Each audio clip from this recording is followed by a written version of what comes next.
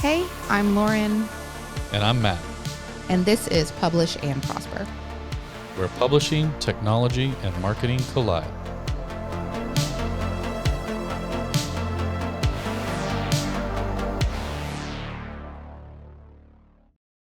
Hey everyone, welcome back to kind of a special episode of Publish and Prosper.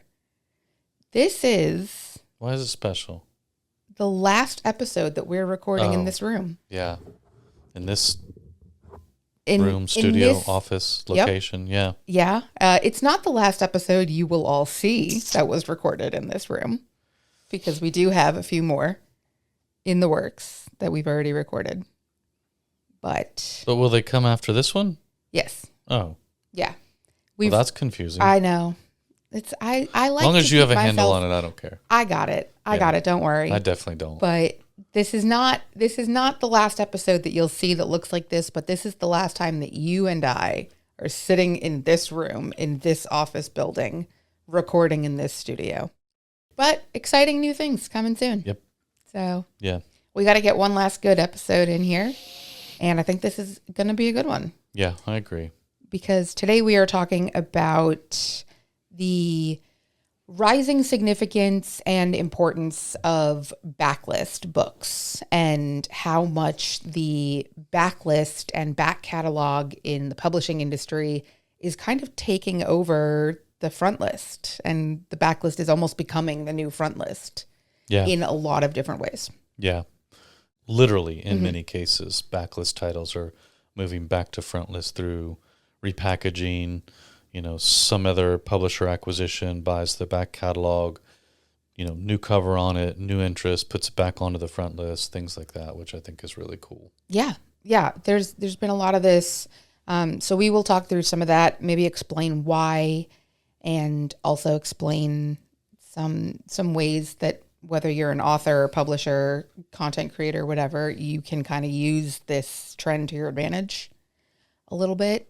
A lot of it, maybe. Why don't you explain to everybody how the industry classifies a backlist versus frontlist title? That is also very important, so definitely. Backlist titles are usually books that are released more than 12 months ago, and or a book that is not the author's most recent release. So in some cases, it's not super common for an author to put out more than one book in a year. In traditional publishing, in indie publishing, it is a little bit more common, in which case then the definition would be just any books that are not your most recent release. But in publishing, in the traditional publishing industry, they usually view that as any book that is more than 12 months old. And then the front list are those new release titles that are actively being promoted in the market, and sometimes even like the upcoming release titles as well. Yeah.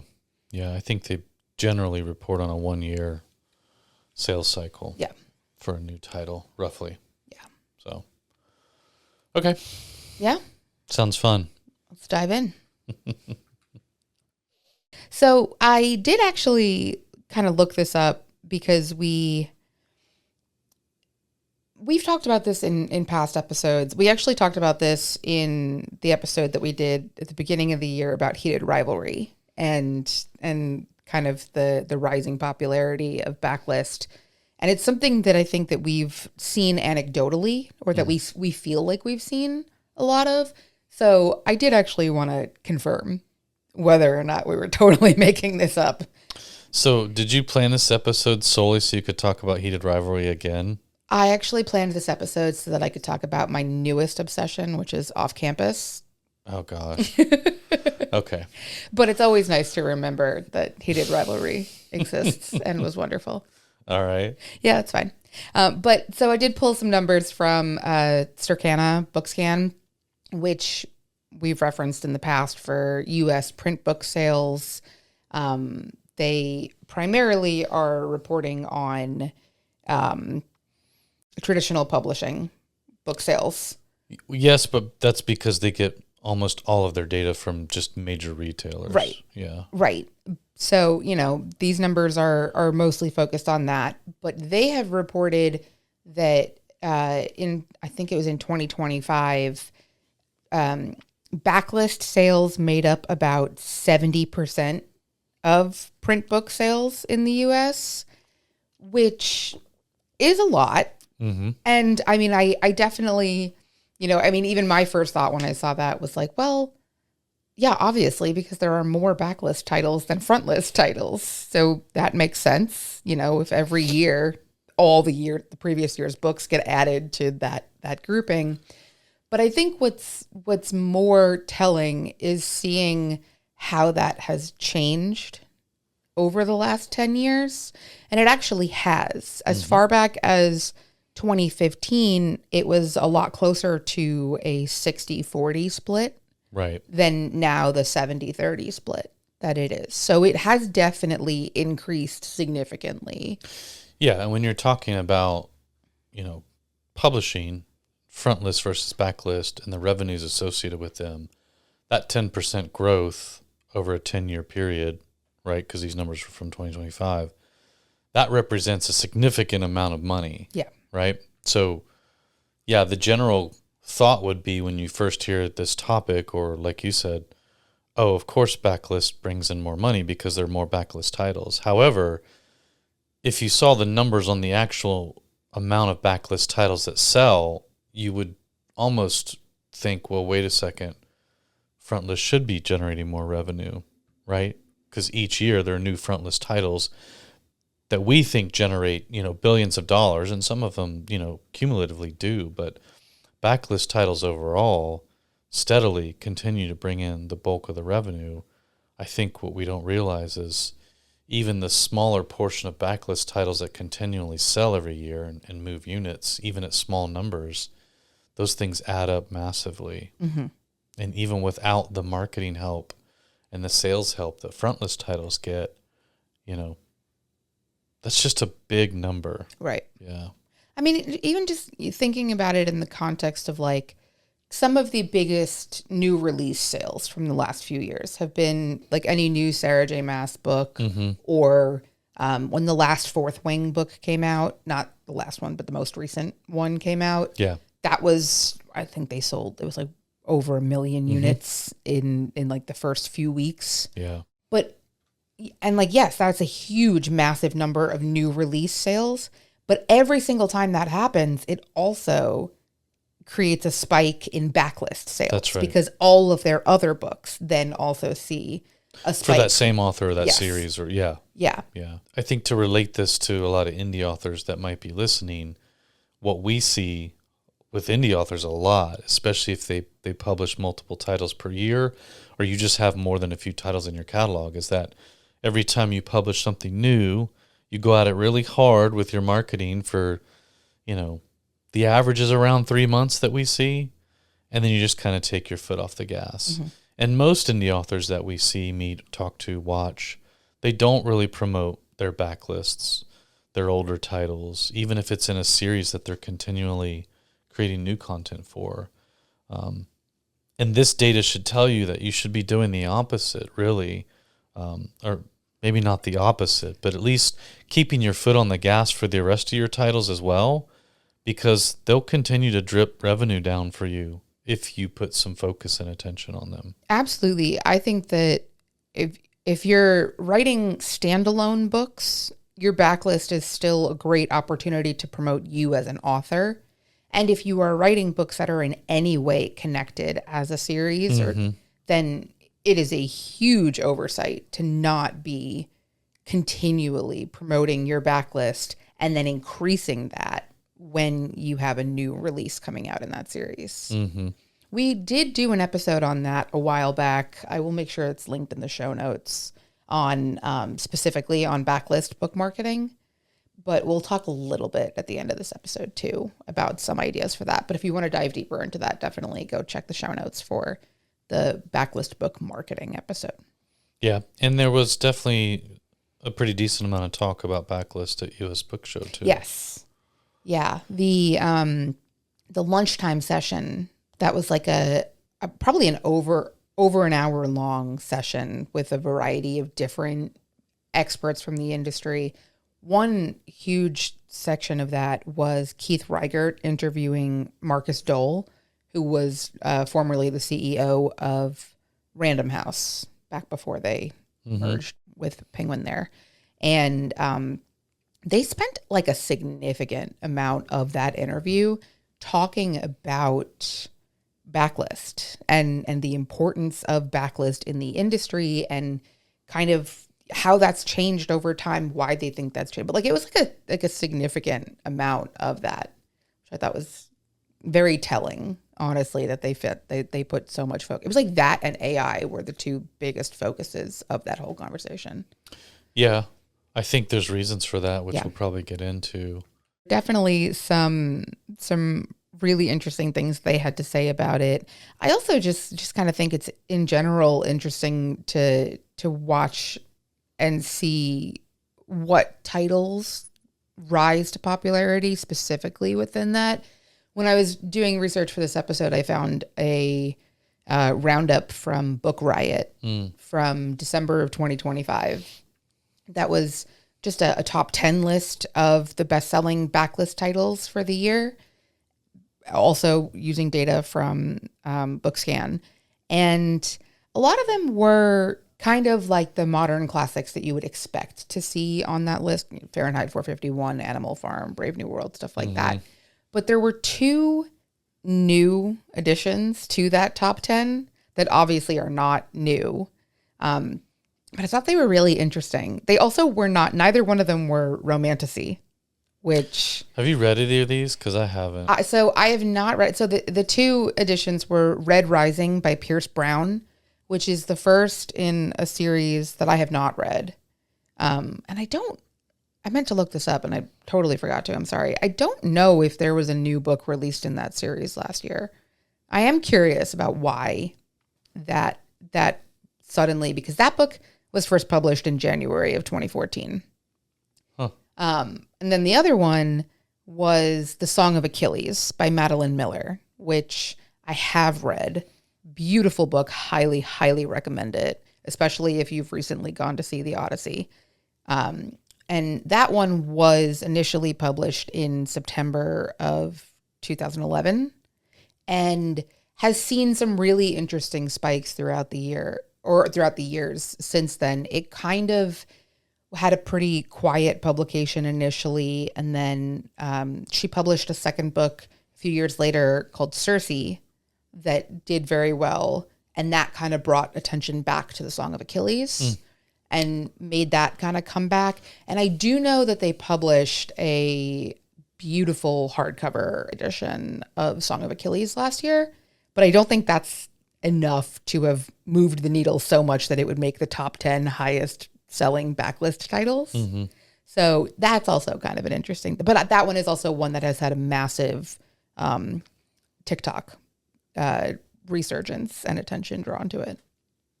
So. Which has been a huge driver for a lot of backlist titles. Yes. Even a lot of obscure, strange ones. Yes. Yes, which has been really interesting. So do we consider a backlist title frontlist again if it's been re-released with, let's say, special edition hardcover or something like that? That's a great question.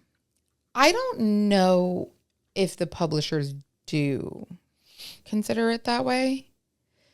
I don't know if I would.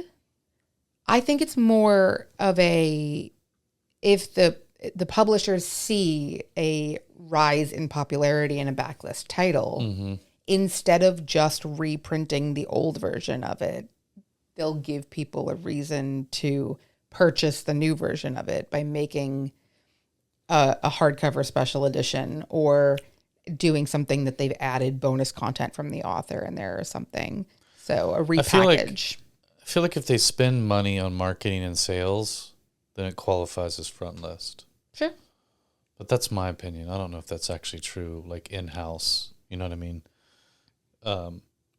Which is probably an unofficial indicator of the difference between them. And that's kind of a very important, big difference between them inside the industry. Most backlist titles, they don't spend money on promoting or, that's the whole point is once it goes through that 1 year sales cycle, it drops and it goes to the backlist where they don't really put any effort into it for the most part. So they just sit there and quietly drive revenue.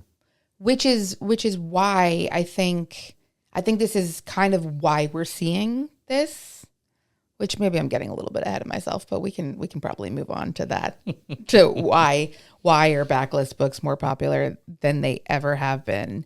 And I think a lot of it is because in the past, maybe more than a decade, or at least in the pre-COVID times, before things like Book Talk really took off and stuff like that, a lot of book marketing was, one, focused on Frontlist, and two, very much influenced by people that were focusing on those new releases. So not even in terms of like the marketing dollars that the publisher were putting into it, but also like bookstores. Bookstores would put out displays that were new release titles on display. Right. It wasn't themed tables like as seen on TikTok. Right. You walk into Barnes and Noble now and you see the whole front of the store is, every table is broken up by genre, but then Yes. there's several that always have something like, oh, latest trend on Book Talk, or Yes. something like that. Yeah. yeah, Or if you loved Heated Rivalry, every book on this table will make you smile. yes. I literally saw one like that at Barnes and Noble not too long ago. Yeah, I have some feedback for them about that particular strategy, but that's okay. You keep that to yourself. Okay, I will. It's fine. But I think that is kind of a big motivating factor here, is that the way that books are being promoted has changed. And this is kind of a response to that, because now there are so many more like creators, whether it's on Book Talk or other types of creators, that are promoting books as they read them, as they come across them, Right. not because they're being influenced by marketing budget from a publisher, or because a publicist is asking them to, or because the sales rep is asking them to, but because they're constantly looking for their next new to them book. Right. I think there are also many of them that, and this is very similar in what you just said, because there's so many book influencers out there now, they're often digging deeper to find something new to bring, new, again, air quotes, to bring to their audience, because they know 50 other book influencers out there are talking about something that just hit Frontlist, or are talking about a backlist title that's connected to a Frontlist title. So you have a lot of, again, book influencers out there who are going beyond that because they want to be different. They want to break through the noise. So they're digging through the crates, as you would say if you were into like records and vinyl. They're trying to find even older stuff on these backlists that might have a dotted line to something, a connection on the front list, or at least be genre specific to whatever's hot right now, so that their content on TikTok or wherever looks different than the other book influencers. And I think that has something to do with the resurgence of some of these backlist titles as well. It's just that desire and need to be different than the other 150,000 book influencers that are on there today talking about books. Absolutely. I completely agree with that. There are so many times that I have been on TikTok and I will see somebody, which also makes me absolutely insane, when somebody starts describing the book first and you have to get to the end of the video before they tell you what the title of the book is. I no longer engage with those videos. I skip them if they don't tell me right away what the book they're talking about is, because there have been so many times where I've watched a video where somebody has described a book and I've been like, okay, all right, yeah. And I get to the end of it and it's the same book that 15 other people have already tried to pitch to me that I've already decided is not for me. And now I've wasted time watching yet another person try to bait and switch me with the same title that I already decided I didn't want. And so to have... But they got their 60 seconds of engagement out of you. Well, not anymore, they don't. But true, yes. But yeah, I think that is absolutely very, very true, that people are looking for ways to differentiate themselves.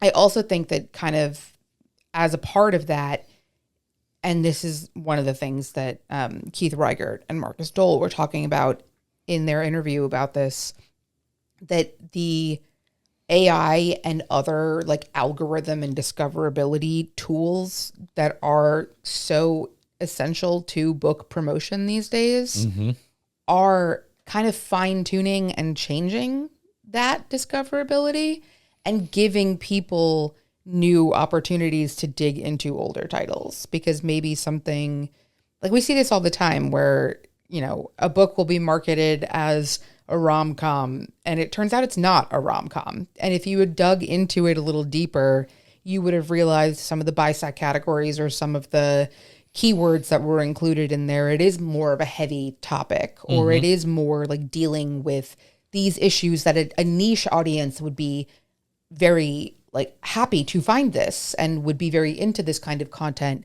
But because it was mismarketed and mislabeled, the people that did read it didn't like it because it wasn't what they expected it to be. Yeah, metadata has always had a problem. Yes. And I think now with a lot of the AI tools that we have, and, you know, publishers being able to very inexpensively go back through and have all of the metadata from their backlist titles reviewed and or updated to either fit more current sort of genre styles and reading habits, or actually correct, like you said, mislabeled, mistagged, miscategorized titles and reintroduce that content back into the market. I think that's really, until now, you've never really been able to do that at scale. Like, inexpensively, like you could pay a bunch of interns to sit around and do that. There were some tools or pieces of software that would help with it, but I think nothing like we have right now that we've had in the last couple of years be able to very inexpensively like do a massive metadata and catalog review for things like that. Yeah. I mean, even things like, I know you don't like this, but you gotta admit that it's effective. Trope marketing. It works because of this. It works because of, if you are looking specifically for a book that deals with enemies to lovers or second chance childhood romance or whatever, you know, like there are things that when they were sorting them into genres 10 years ago, these would just kind of be catch-all in one category. Yeah. And now when you're able to assign these like universally recognized keywords, or at least universally recognized to your target audience, now these books are showing up when your audience is looking for them, when in the past they didn't. That's true.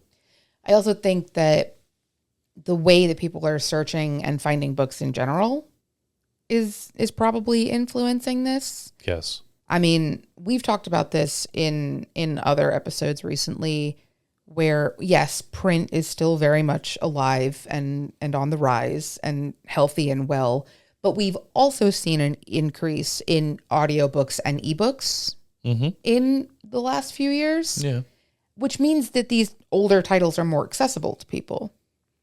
If you're limited to exclusively whatever print books your library and or local bookstore have in stock, they're still kind of prioritizing newer titles. But when you start adding digital libraries and digital catalogs in there as well, and I could go on my phone right now while we're recording this and buy and download an ebook of a book that came out 20 years ago. Yeah, but the inverse is also true, right? So a lot of where the missed financial opportunities were with backlists and back catalogs was because normally a publisher would do a run of, let's say, 50,000 units, let's just say. And those 50,000 units would, the bulk of them would go out to the retailers, the stores, some of them would go to online retailers. Then what was left would sit in a warehouse, and those would get fulfilled as people ordered them through other means, or when a retailer or a bookstore, ran out and needed a few more copies, those would come from the warehouse. And then once those copies were gone, most of the time, if the sales trajectory was slow or down ramping or, decreasing, they wouldn't fulfill another order. They don't want to do another offset run like we've talked about 100 times. And so that title would basically go out of print. Yes, it'd still be available in ebook if it was made available in ebook, or audiobook if it was made available in audiobook. But if they didn't want to make the investment in another run, it would go out of print. Now with print on demand and how easy it is to do that, they switch it over to print on demand, and so it's always available. And slowly taking those other back catalogs that have been out of print for a while and switching them over to print on demand has made them a lot more accessible to those who only want print. Right. Or to bookstores or things like that, where you have a book talker that for whatever reason stumbled across some book on whatever medieval woodworking and somehow made it popular, and every warehouse that had those in stock 15, 20 years ago is empty, but the publisher is now able to quickly flip that switch and turn it over to print on demand, and now it's available again for people who want print copies of it. So the inverse is true of what you said, whether it's going, digital and opening that up to more readers and channels, or taking those titles that were out of print and now making them available again through print on demand. So, right. Yeah. Which is also, that was like the 2-minute summary of the episode that we did earlier this year about Heated Rivalry and how they kind of dropped the ball on having a 6-week window of time where there were no print titles available because they had to wait for the new print run to come in. And if they had switched to POD to cover that gap in the meantime, there wouldn't have been that drought in the market. But when we see these books that have these viral moments, whether it's Heated Rivalry or Song of Achilles, or Off Campus was just an Amazon Prime series that the books were, it's a series by L. Kennedy that is like a 13-book series or something like that. If there is this viral moment where all of a sudden everyone wants to read this book, yes, a lot of people can get the print copies initially and buy through what's left of that inventory. And then, yes, people are going to try to go get the digital copies of them if they can't get the print copies. But those do eventually become less accessible too. I know I'm in 2 different library systems with my Libby app, and both of them had like 4-month holds each on like 25 copies of Heated Rivalry. So if that was something that you were like, I wanted to get this, and now I don't want to give Amazon money, so I'm not going to buy the Kindle edition, but I can't get the digital edition from my library, and I'm not an audiobook person and I can't buy the print version. There is eventually a point where a book has gone so viral that it's hard to get a copy of if you don't have the print on demand alternative for those print books while they're not in stock. Yeah, which touches on the next reason why we think backlist books are becoming more popular than ever, and that is that people are approaching their reading the same way they do streaming. Yes. Right? Yep. So binging, they'll come across one thing and see, oh, this author wrote 6 other things, or, I do it, you do it. I think anybody who reads, for the most part, or enjoys reading, ends up doing that. But it's, I think, even more common these days with accompanying TV shows that come along with them or complementary movies that go with them. I think they all kind of go hand in hand and drive more reading, which drives more backlist consumption. And again, the fact that a lot of these studios, you even mentioned Amazon and some of these others, they're looking at backlist catalogs, they're acquiring backlist catalogs so they can have more content, so they can make more TV series or more movies or things like that. So I think that's another big thing. Absolutely it is. There's a huge, we've seen so many really, really big projects come out in the last year that are very clearly based on books. Yeah. And almost never books that are like Frontlist titles. Right. They're usually books that have been out for a while. What was the big Project Hail Mary? That book came out probably 5 years ago. Yes, the movie probably was optioned right away and took some time to be produced, but still, that brought a spike back to Andy Weir's catalog. Anyone who didn't know that he also wrote The Martian probably picked up The Martian, which was self-published. Originally. Also, great book and great movie. I think a lot of people didn't know that he had a book in between those two. There is another book that came out in between those two. It's called Artemis. I haven't read it, but It's not really my genre. So Yeah. I mean, I'm aware of him and his stuff, but not my genre. It's also not my genre, but I love The Martian's one of my like favorite rewatch movies because it's such a good like comfort watch. Mm-hmm. And Project Hail Mary was great. Really, really great. I do actually still need to read the book on that one, but the movie was great. But not normally my genre. That's like like I'm reaching out of my comfort zone for that, for sure. But there have been, I mean, you know, we've talked about Heated Rivalry. We've talked about the Off-Campus series. In past episodes, I've referenced The Summer I Turned Pretty, which was a pretty massive, the show's over now, but it was, you know, 3 seasons, 3 summers in a row. That was based on a book series that was originally published in 2009. When was Game of Thrones published? Like the 90s. Right. Like way, way before I don't know the why I show. just thought of that. Yeah. But yeah, you're also right. not my genre, but I ended up watching all of that. Yeah. I mean, you know, and then went back and was like, oh, there's a ton of these books. Like, okay. They're still making them today. I'm very disconnected from what's on TV these days. So am I, which is making it hard to have this conversation. Yeah. But there is more, I think that there is more TV content and movie content than you realize that are based on books. And especially, I mean, it's also hard for us a little bit because we are a little more entrenched in the publishing industry. Yeah. And like, there are so many of these. My sister and her book club, like 6 months ago, read a book that I don't remember what the name of the book was, but she was describing it to me, and I was like, "Oh, that sounds just like the movie Mickey 17." And she was like, "What movie is that?" And I was like, "Oh, you know, it was a movie that came out like a year or 2 ago. Robert Pattinson played the main character in it." And we wound up looking it up, and that movie was the adaptation of the book that she had read. Oh. They had slightly different titles. She had no idea that it had been made into a movie. I had no idea that it was based on a book. And we are both people that are like actively consuming media in a variety of different ways. And I think that happens a lot. And I think that we're seeing more and more as that happens, people go, okay, I really liked this. I'm going to look into it more and find out, oh yeah, it's based on a book. I'm going to read the book. Or maybe I'm not going to read the book, but what else has this author written? I really like this. I'm going to go do that. Yeah, and that transition from written to screen has been driving so much acquisition. Yes. Right now, you know, and even in the last 10 years. Even, you know, I think most people in our industry have heard a lot of the big acquisitions and things that have happened when Wattpad got acquired.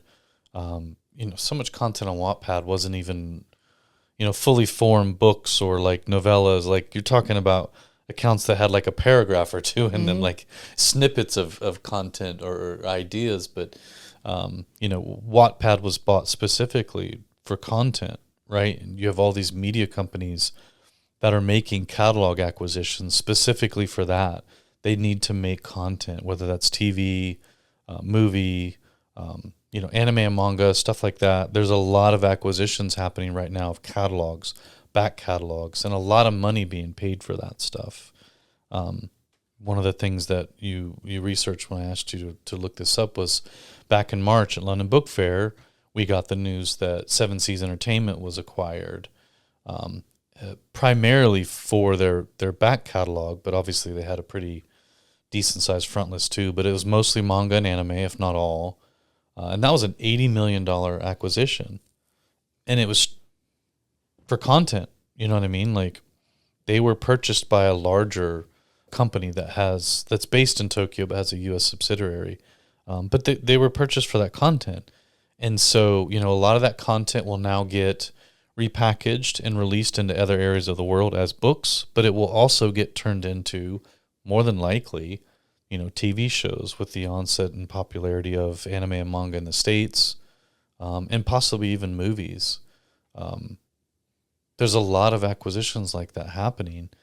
When you look at the top 5 publishing companies in the world, they're all owned by media companies, right? With, you know, heavy backing from, you know, VC or PE, but there's a reason for that, you know what I mean? And there's, you know, these studios can only come up with so much original content, which I would argue we've not seen many movies or TV shows lately that are original content that weren't pulled from books, a lot of which have been indie published or self-published lately. So yeah.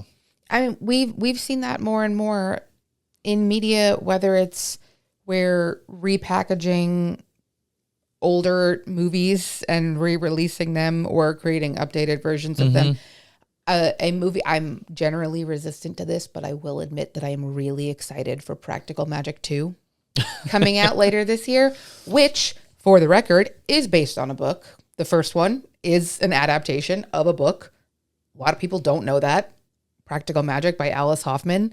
The second one is coming out later this year. I guarantee you will see a spike in book sales on that first book when that movie comes out, especially now that reading is more popular, because we're seeing this connection of the women that are my age that were younger when that first movie came out and were not the target demographic for that book at that age, that are now 30-something-year-olds that are very into reading because of Book Talk and other things.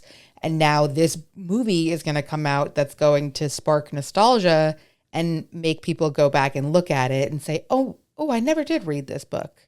And it's fall, it's witchy season. I'm going to get this book and this is going to be my perfect little fall read. And then I'm going to go watch the movie. Yeah. 100%. Acquiring these back catalogs is a great way for media companies and other organizations to add revenue immediately to their bottom line, but again, increase the content schedule for movies and TV and adaptations or sequels or trilogies or things like that, where, maybe the previous IP holder, didn't have the money or time or resources to put into it, but somebody else comes in with an infusion of cash or capital and they're able to do that. And we're seeing a lot of that right now. Again, Media Do Acquiring Seven Seas is just one of many that have happened. But it was one of the more, I think, larger ones that has happened this year, if not one of the largest. And it's one of the ones we saw where it was strictly for that catalog, essentially. They just wanted that content. A lot of times when there's an acquisition in publishing, it's for more than just the catalog. It's for maybe, some platform abilities or functionality or some software that's proprietary or, some other thing. But we're seeing a lot more where it's strictly just catalog purchases, or even just not even outright acquisitions, investments of capital. The other one that I had you look up was KKR, who owns Simon & Schuster, acquired them years ago in a really big, massive sale that everybody took note of. They just acquired a large stake, 51% stake in Thomson Reuters print business. I mean, that's a direct play on not just, acquiring some more revenue for the bottom line. That's a lot of back catalog stuff. That's a lot of backlist stuff. So especially when you talk about print and Thomson Reuters, it's not a ton of front list. It's a lot of backlist. So obviously there are other facets of that acquisition that are interesting. But again, you're talking about a major,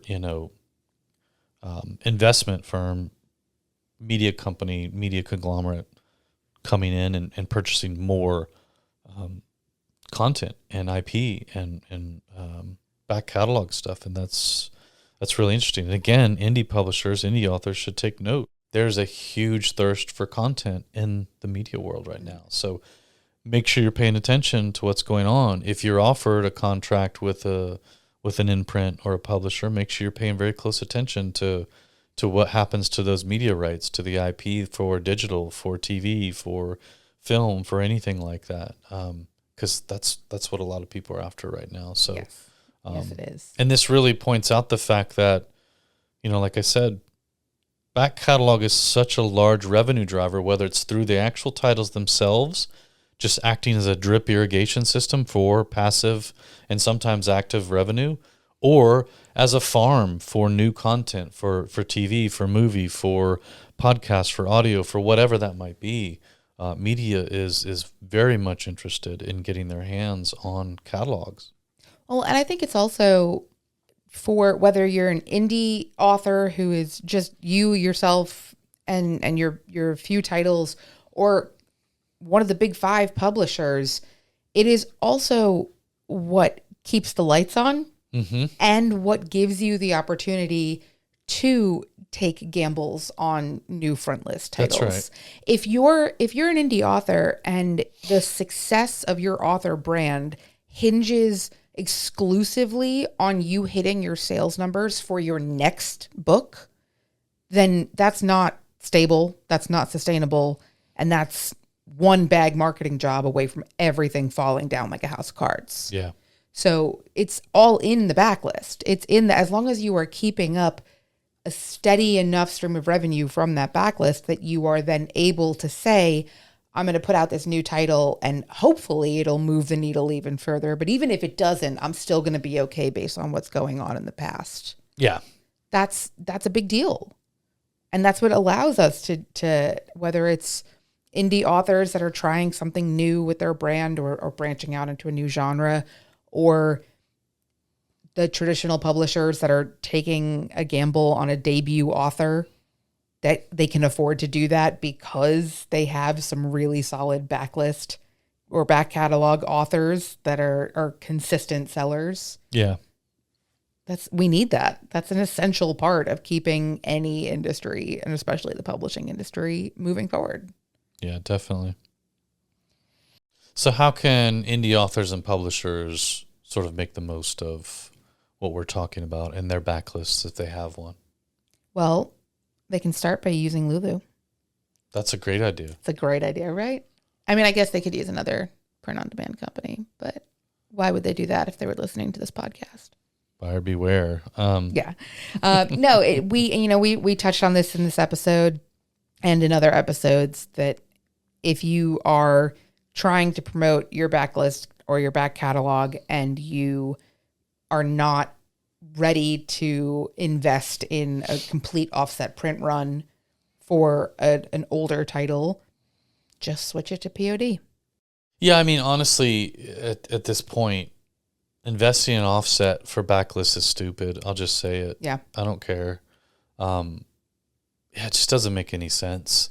Unless you have the proof of concept. Even then, it just, we've talked about the math already, especially if you're selling direct or like, there is no reason at all to run offset for backlist titles. That's just dumb. It's not smart math. It's not smart business. That just seems silly to me. So backlist stuff you should be selling direct wherever possible. You should be continuing to promote your author brand and driving people back to your, site to buy these backlist titles direct. And they should be on, automated print-on-demand drip feeds. Like, you shouldn't have to lift a finger for fulfilling backlist titles, or, I'd be running evergreen campaigns on some of my backlist stuff, especially if it's generating at least, a couple units or more per month. Why not? Yeah, absolutely. I mean, you should be doing that anyway, for sure. But one of the other things that you should do kind of hand in hand with that is make sure that your backlist is discoverable. Right. Yeah. Whether or not you are running, which again, I'm going to say you should be running some kind of passive, low lift, whatever, low budget, evergreen campaign. Yeah. Not saying throw your entire marketing budget at promoting your backlist titles, but on top of that, you should absolutely make sure that your backlist is regularly optimized for discoverability. This is actually something that you should update on a semi-regular basis because the industry changes. So, if you have a title that's 10 years old and the keywords and metadata that you used 10 years ago have evolved over time. Even 5 years ago. Or 5 years ago. Yeah. Or 3 years ago. 3 years ago, not that many authors were comping Heated Rivalry as a book. For now, sure. Every sports romance out there is comped to Heated Rivalry, even the ones that it doesn't apply to. That is something that you want, especially if a book has a viral moment, whether it was a TV show adaptation, a movie adaptation, just a book that took off on Book Talk or something. If you have a book in your backlist that is in any way connected to that, make sure that you are updating your metadata to catch the same audience of people that are interested in that content. Yeah, and if you haven't yet still, messed around with Claude or ChatGPT or, Gemini or whatever, tool of choice. Publish makes a really great AI powered sort of tool for authors, or toolkit with a number of different pieces of functionality, but it would essentially help you do all of this as well. Some of us here in the office have messed around with it in the past. It's a pretty good toolkit for that stuff. And, again, if you're not ready to work exclusively out of one of the main, AI provider tools, then that's a good option. It's geared for authors. It will help you do exactly those things. It's designed for this purpose, as opposed to something like ChatGPT, that this is one of many, many, many things that it can do. Yeah. The Publish AI Author Toolkit is designed specifically to help you with metadata and the behind the scenes book marketing for your books. Yep. And also designed, I'm pretty sure they promise that they delete the data of your, like, they're not storing your book's data. They're not using it to train their own AI. So you have that privacy protection if that's a reason that you have not been interested in using some of the Gen AI tools. Storyteller OS, Shel Honecker's new platform, does that too. And I think it also protects your IP and data. But I would expect anybody that works in the indie publishing space would understand that is something that would be very valuable to indie authors. Yeah, they might understand it. Doesn't mean they always fulfill on it. But that's true. And again, you can always use those tools directly too, like Claude and Yes. ChatGPT. You need to make sure you're understanding, how to prompt it to get the desired results that are going to be effective and helpful. So, Yes. And even if you do not want to use any of those AI tools, please, if you have to do it manually, but please get in the habit of just regularly at least reviewing your metadata, your book descriptions, stuff like that, and seeing if there's any room for improvement anywhere in there. Yeah, you also made a note here that I forgot about this, episode 119, where we talked about marketing your book using, some of these tools and just what to watch for. So you can listen to episode 119. Yeah, I'll link that for in the some show help notes. there too. Yeah. Yeah. I did also, I did reference already earlier in this episode, the one that we did on Backlist book marketing as well. So again, I will make sure that one is linked in the show notes. I'm pretty sure it's episode number 59. Wow. I know. Old, but I would assume a lot of it's still relevant. I'm sure it is. But in case you don't want to go back and listen to that one, I think some of the things that we talked about in there were making sure that you are passively promoting your backlist. And by passively promoting your backlist, I mean any new releases should have some kind of reference to your backlist titles in there, whether it's a list of other books by this author, whether it's the first chapter of one of your other books in there, or referencing something like that in your back matter. Yeah. They're a great way to get people to sign up for your newsletters or to take action in your welcome series. If you want to convert somebody, we've talked about this in an episode recently, I don't remember which, the idea of the transactional emails that you send out when you're selling direct. There are things that you can include in there to hopefully move people from the transactional emails into your marketing emails. Yeah. And something like, hey, here's a free download for one of my backlist titles. And I know that some people will balk at that a little bit, but if giving away a free copy of your oldest title results in more sales of your newer titles, that's worth it. Yep. Absolutely worth it. Especially if you are releasing books that are connected to each other in any way, whether it's series or, nonfiction. If this idea helped you check out this one, whatever it is. I think the point is that you need to be leveraging your backlist if you have one. Yes. A lot of indie authors are not, and they do have backlists. But again, they typically go really hard with marketing the first couple of months of a launch of a new title, and then it just gets relegated to a cemetery of other titles. And, some of them will even put it, just leave it on Amazon or whatever. So it's technically there, but if people don't know it's there, then they don't know it's there. Like Right. you have to bring attention to it. So you got to do something with it. And the fact that we have all this great technology and all these things available now that can really help you optimize your backlist and really turn it into a good source of passive revenue, sometimes active revenue, depending on the title itself.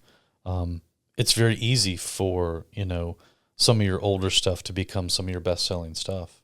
Absolutely, it is. So I've said this before, and I will say it again. I am always looking for books that are available now. I'm always looking for something that I can read now. I'm never looking for something that I can read in 3 weeks or 2 months. I don't have the attention span. A pre-order that's 2 months out. It's like, ugh. Right. All right, hit me again in 2 months, please. Right. And like, not that I'm not excited for your book. Yeah. I want to read it, but if you have a book available now, that's even better. Yeah. And it doesn't mean I'm not going to read your book in 2 months. If anything, I'm going to wind up reading your entire back catalog while I'm waiting for that book that comes out in 2 months. Yep. So make sure those books are available so that I can find them and read them. You know what's available now also? What? Lunch. Oh, thank God. Yeah, so let's wrap this up. All right, let's go. I think we've covered it all anyways. All right. Well, you just bought a new to you backlist book. I did. You were saying, what'd you get? They released another title from Seishi Yokomizo, the old Japanese mystery writer that I've been reading. Pushkin, or Vertigo Pushkin, acquired the rights to, I don't know how many of his titles. I think he had almost 70. But this, I think, is like the 11th or 12th one now that they've pushed out, and I love it. And clearly it was a good acquisition for them to get the rights, or at least the licenses to this content, and they've just been translating them one at a time and re-releasing them into the US and the UK and other English speaking markets, and it looks like they've been doing well. So we didn't really talk about that, and we won't go too deep into it because lunch is here, but that's another form that we've seen where people are acquiring catalogs in other languages or things like that, or licensing the rights to them, whatever they can do to get that content and repackage it, translate it, repurpose it, whatever they need to do. So, yeah, I was really excited to see that there was a new one released just this month, I believe.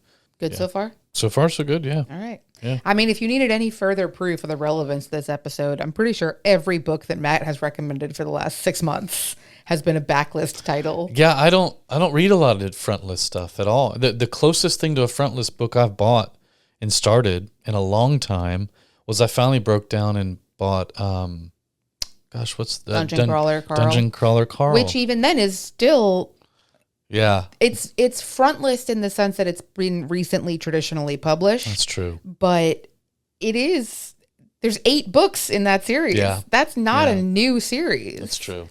Yeah, I guess I don't. Oh no, I did buy a frontlist book and I finished it this week. Japanese Gothic. Yeah, that one was odd because it was marketed to me as horror, and I was really excited for it to come out. And I read it, and it's more like, I would say, less horror and more like suspense / fantasy. But nonetheless, it was really good. Interesting. Well, it deals with like a time portal.